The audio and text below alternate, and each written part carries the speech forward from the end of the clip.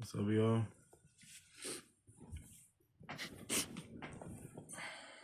So I went to the hospital. Grateful to God, grateful to God.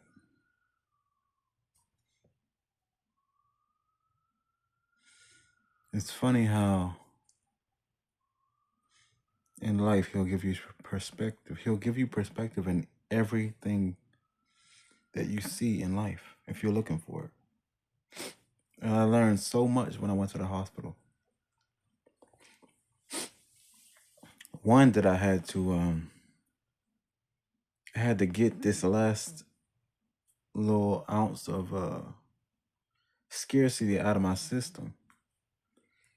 Because when I went to the hospital, I contemplated not even going because they would charge me. Who knows? I don't know how it worked. They would charge me. Then I was like, they might call my job. Then my job might get a lawsuit or whatever. Like workers' comp or whatever like that. Whatever. Because I can't work right now. Because my body. But I was in everything in life, be grateful. Because things, one, can be worse. And two, it allows you to appreciate the smaller things that you took for granted each and every day because it never dawned on you. Like just having a hip spasm or a hip fracture, whatever they said I had, that alone ruined my body was done. Like I can't paint because I need to be in certain positions to paint. I can't go to work because I can't get paid. I can't even take walks that I naturally do to get some nature, get some sunlight. Everything has been halted. And God said, because I needed, like, let me tell you how crazy it is. Because we will become our parents, like thy father and thy mother. It's a part of the hamster wheel. It's inevitable. So I get the hip thing. I go to the hospital, and I'm gonna tell you the hospital story after I tell you this point. But I go to the hospital, right? And the first thing I did when I got back home, I chilled, got something to eat. The next day, guess what I did? I wanted to paint again. God was like, chill. I gave you the hip issue on purpose because you don't. It's like when you want to reach freedom so much, it's like you become a slave again. When you want to reach freedom so much or too quickly, you become a slave again. Like I can't turn off because I want freedom so bad. I want this thing. I want what is after the green pasture. I want the paradise so bad. It's like I'm gonna be the parable where the person gets to paradise and dies. Like I burned out so quickly that once I got to the promised land, I couldn't even glorify in it. I couldn't even appreciate the fruits because I didn't have no energy to do so. So I learned that the that workaholic spirit my father has, I got the same thing. The ambition is not always good. Sometimes you have to, not as you want, you have to slow down. So I end up calling the ambulance, right? 3 white dudes pull up. Very kind. And I'm in there and they ask me all these questions. And God was like, everything's good. And I was like, because I kept asking God, why am I not worried? Like, why am I not worried that my body is like destroyed? And he's like, because it's not. You're so melodramatic. Everything that you think, you amplify. If I wanted you really hurt, I'd have hurt you. I only needed to stop you. I need to slow you down, which is a difference. So, cause I asked him, I said, I've been working on this job for like 4 years. Not once did I get hurt. Not once did I don't never go to the hospital. I never get sick. He like, but why now? Because this was the first. Sometimes you need to get hit in the chest to see that someone's disrespecting you. If that makes sense. Sometimes you need to get abused to know that you're dealing with an abuser. Because your mind won't perceive it the same way until it really happens. So he was like, no one cared at your job when you were saying that your hip, like they saw it happen. And yet you continue to work because you work labor, which is basically slavery. You know, which is fine with me because be grateful for what you do, God, until you can get better. But it's like you work labor; they don't give a damn about you. So this situation was teaching you are ready for greater things. But the only way you're gonna do it is to jump ship. You gotta be on your own. Quit the job. You know what I'm saying? And go full fledged with the art when you heal yourself because this is why it happened. And so I go to the hospital, right? I'm in the waiting room. I speak to the white dudes, real cool. I get up, barely could move. This fine. I was like, my body is immobile. I sit down. An Indian lady pull up.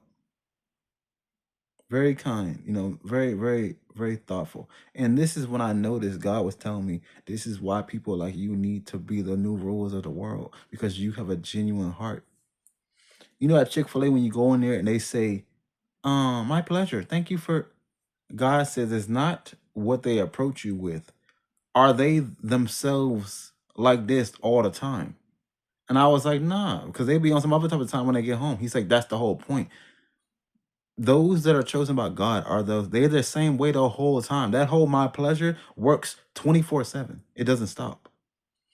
That's what God had me realize at the hospital. He was like, these nurses is not naturally like nurse like the whole time. You might meet that in a rarity. Like people actually become their job, their career. Like, because this is who they were prior. He said half of these nurses need a paycheck. This is not who they naturally is.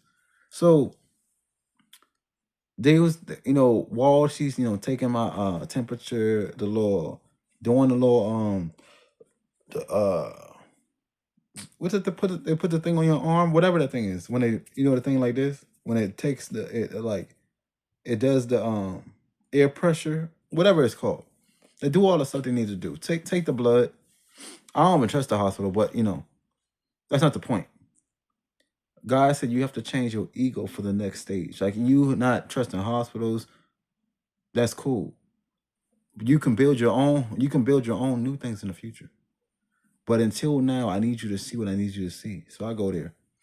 The Indian lady say, if you need anything else, let me know. I'm like, okay, cool. But she seemed genuine. But I'm like, I'm just peeping the energy the whole time. So there's a black old guy, 55 years old, destroyed, like homeless, like probably on drugs, but he's seeking attention so bad, demonic spirit. He's seeking attention so bad. It's him. Well, before him, it was a white lady that had seizures. She was cool. She was a little weird, but she was cool. She had seizures, and they was taking her blood or whatever. People was willing to help her, and God said, "Why won't they help you?" He said, and I said, "I already know what it is because it's been my whole life. Anyone that is truly pro, the Almighty. If you truly godly, or if you got the spirit of God inside of you, people do not fuck with you on planet Earth. It is what it is." So I'm like, mind you, I'm whole time I'm just sitting there. I'm like, dang, my shoes untied, having a hip fractured. It took me 30 minutes to tie one shoe. It took me 20 minutes to put on a shoe. So I'm really feeling it. But when you have the spirit of God in you, even problematic situations look sexy when we do it. So everyone looking like, yo, what's wrong with this dude? He looks normal. I'm like, I'm not. I feel like I'm dying. It's perception. Like, if you're chosen, you can make difficult things look easy, even though it's still difficult. So the whole time I'm looking at God like, yo, so no one's gonna help me. He like, they're not going to. Those that are meant for you, because chosen ones is a very acquired taste. Only people that really love and like chosen ones is more chosen ones. Other people do not rock with you. Even this whole spiritual community, many people in the spiritual community do not even rock with you because it's a falsified storyline. If you're meant by God, you was specifically picked from Him to play out a certain role on Earth this time. So the Indian lady walk away, the white lady pull up, and she was like, "Can I put this on your back?" He said God was breaking this down like back to back to back. He said the white lady wants your energy because white women like your energy, and she wants to touch you. He said the Indian lady has a natural respect for what your spirit is, but don't really like black people. There was another Indian lady pull up. He said she see your energy because this Indian lady just kept looking at me like this, like she had someone on a little stretcher thing, but she kept looking in my direction, and I'm like, so I see her, and I'm like, I said, you have good energy, and she says, like, does a little smile, and was like, uh, thanks, and I'm like, and God said, you can't force the vibes with the spirit. Her spirit likes you, but her human flesh body won't admit the connection. It's cool. And being a loner, it was a fascinating day for me because it allowed me to see what real life was like. I've been so detached and so much I've been so much of a hermit that I don't even know what real life is like past the old world. I done been in the crib the whole time painting for like 6 years. I don't even know what people are like. And I low-key don't even care, but God said you need to because this is the time I'm gonna throw you out. You got to go back to the world and show them what you've done. So the whole time, the only one willing to help me was a gay man. And I was like, I'm not about to do this. I'm not that, and it really had me. Not to say that this is a wrong individual, like he's bad, but it really God showed me the scope of what was going on. He was like, all energy around here is females and gay men. Mind you, I live in Atlanta, and he said none of them want to help you, and the gay one only want to help you probably because he's gay. Not to say that he's not a good person, but his attraction to you is not the appropriate attraction. It's for wrong reason, and that's what God had me see. But guess what was the worst part? He said the one that don't deserve the attention that bad get it the best. The homeless guy was blasting music because he was doing so much for attention. Because that's what the demonic energy want. It's like a child. It do everything to prove that it gets attention. He was spilling coffee on the ground, throwing toast bread. Like he was just filthy. And it was like Roger again. It was one of them. He was a nuisance.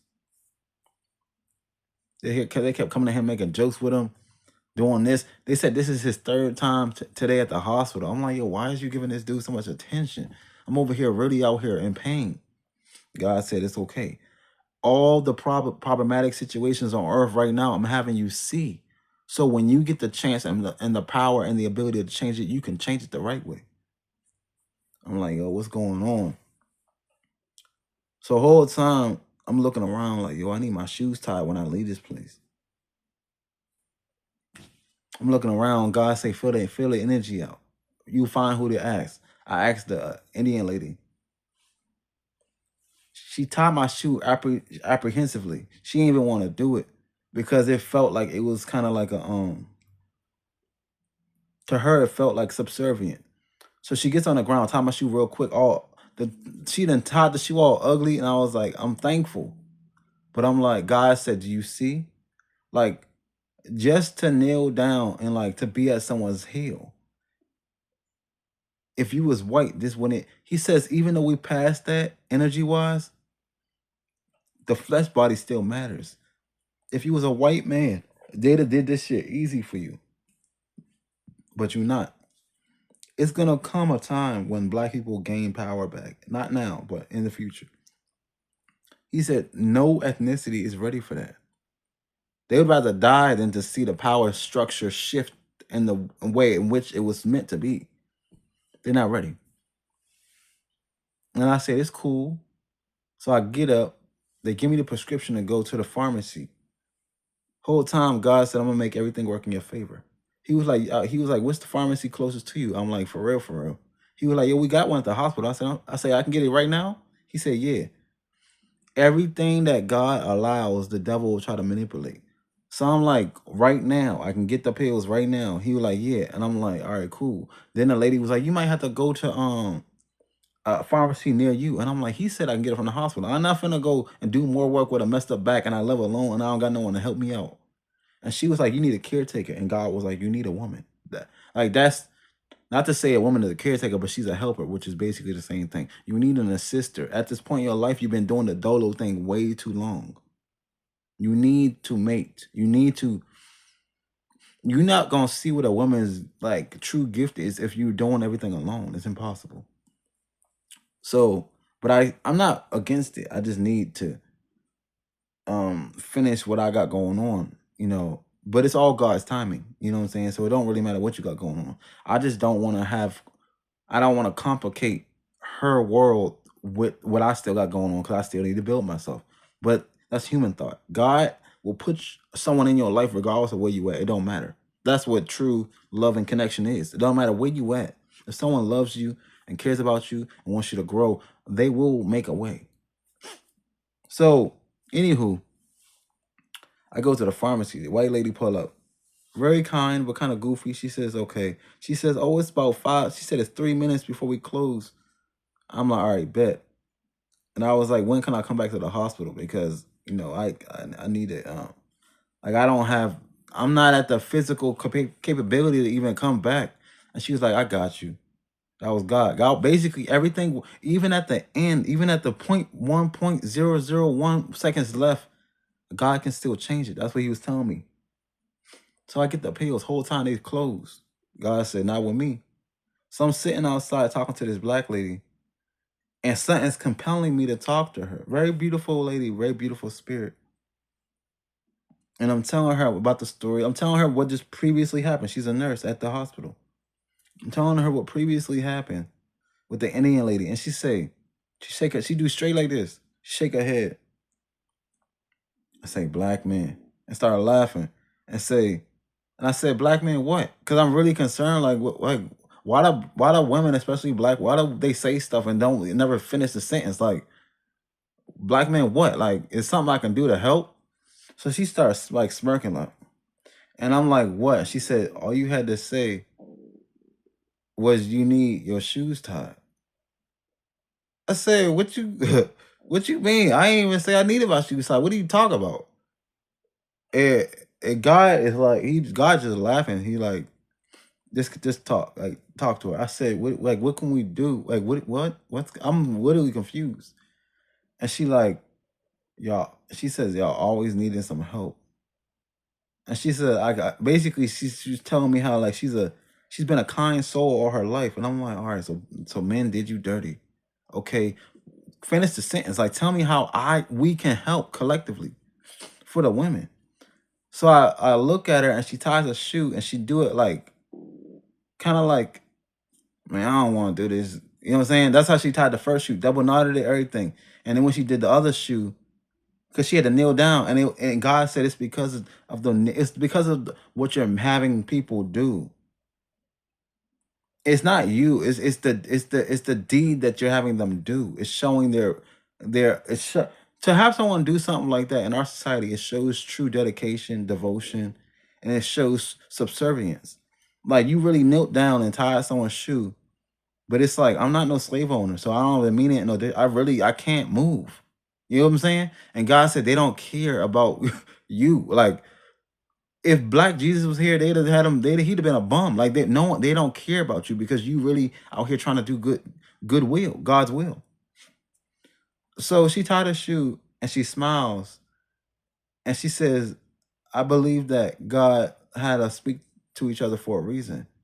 And it's like the energy of like, I'm mad went away. Because I think, sometimes women will say things, but it's not you. They just need to emote that energy. They need to get that emotion off of them. So I'm like, okay, I really want to be like, yo, just tell me what to do so we can help. And she said, it was a pleasure talking to you. She said, I hope to see you again. And I want to like give her like a hug. And she like backed away. And I'm like, oh shit. And God was like, because you're different. The typical percentage of women are actually don't fuck with. Like, women won't say it, but women I don't think like men. They need us, but they don't like us. And they low-key afraid of us. So, I say bye to her, I walk out, and then the black dyke security guard just looking at me. And I look at her like, what the fuck is you looking at? And God said, because she's intimidated about your spirit. Because she wants to be a man. but she can't be. So I say, God, what did you give me this whole like hospital situation for? Like what is it for? And he's like, I need you to see what real life is. You know what I'm saying? It's your time to be exposed, but you so foreign to what real life is, you might not even catch the hint. So I say this to say that this is our time for chosen ones, for anyone chosen. We have to make this leap of faith. But you have to also use this time to rest, reevaluate, and rejuvenate. Because this next season, you won't have time to rest as much. It's gonna be really, really quick. Like, because he's saying it's not about if you're ready or not. I prepared you enough. I'm gonna send you out. I'm gonna send you out. And God also had me realize that my situation I've outgrown. Like, basically, you meant for better circumstances and situations, because I went to a place called Midtown Fancy. Like, it's basically like upper class. Not upper, but upper class. And he was like, this is where you really meant to be. You're anyone that's chosen is meant for greater things. Whether you believe it or not, anyone that is chosen is meant for greater things. We just don't know it because we've been battered so much in our world. We've been battered in our life to where the enemy wants us to think that we're nothing. But you only batter someone, one, if you're an abuser, but also because you want to diminish their power because you know they're powerful. You know they're more than you. So I went there. He was like, this is the vibe, that this is where you really supposed to be at. You so comfortable with your own skin, you didn't took the whole bummy look to the, you know what I'm saying, to the max. But I put you in this cocoon so you could grow into a humble servant like leader. I needed you to lead in such a way where you could truly see how you could help the world when you finally get there. And that's all life is about. What are we going to do when we finally get the light and power? To show the world how the world should be constructed and structured in the right manner. That's what Chosen Ones is really here for. Chosen Ones, the only purpose that Chosen Ones is here for is to reproduce the world in a righteous way. That's the only reason why Chosen Ones is really on this planet. Chosen Ones is low key like human resources. Like, we really don't need to come to we don't even be at the company, which is Earth. We only survey, like, we only looking outside. We looking outside in. And then God say, all right, help them out real quick.